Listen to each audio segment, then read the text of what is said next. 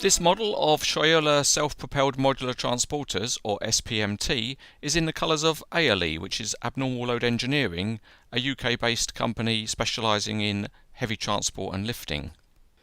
It comes in an ALE branded box, and inside the model is contained in 3 separate polystyrene containers. The biggest has a module with 6 axle lines, and there's no assembly to do on the model because it's complete.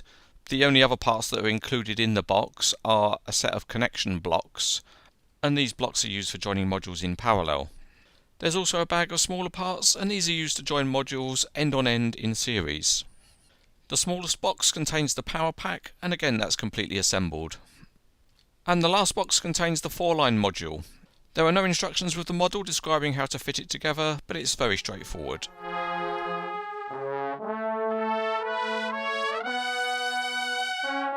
The detailing of both module units is the same. The tyres are very good and the axle supports are metal. The wheel hubs are also metal, and they're good because they are different for driven and non-driven axles. The finish around the edges of the modules is good, with the ALE logo nicely rendered. The deck of the modules is smoothly finished with some detail within the castings. The underside of the power pack has some detail, and it includes some tiny wheels as well. The details around the sides of the power pack look pretty good too, and at the connection end there's various details provided within the casting. The top of the power pack also includes very finely detailed anti-slip surfacing.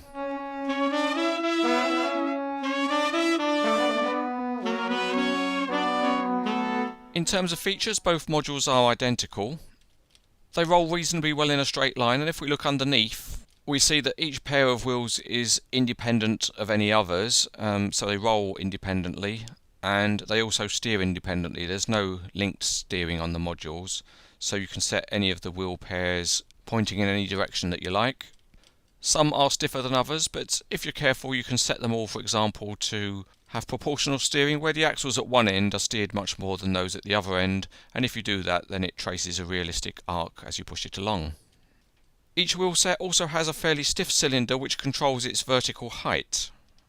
So just to illustrate that, we'll set various wheel sets at their full extension. Although obviously this is not a real configuration, it does show that the wheel sets are stiff enough to be able to hold the pose, and if we turn it over, the module sits on its extended wheel sets. And when you've had enough of it looking silly, you can just push down on the deck and flatten it all out and it looks back to normal. It's not only the modules that roll well, because the power pack has tiny little caster wheels on the underside and they turn, and so you can push the power pack along. To fit the power pack to the end of a module, you just use the screw heads that stick out the end and pop those into the holders in the end of the module, and that fits it in at the top.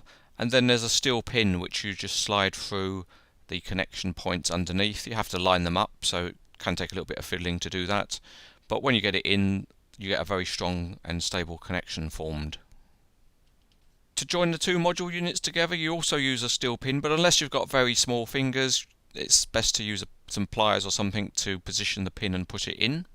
With the pin in, you turn the units over, and there are some special metal little clips that go in to the 4 connection points, and you just fill those up and they just rest in place, and that forms the top connection.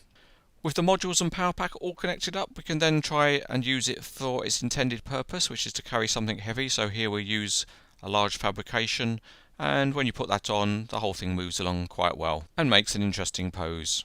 The other possibility you have is to join the units side by side, and for that you just drop in the metal connecting blocks which just clip into each side of the various modules.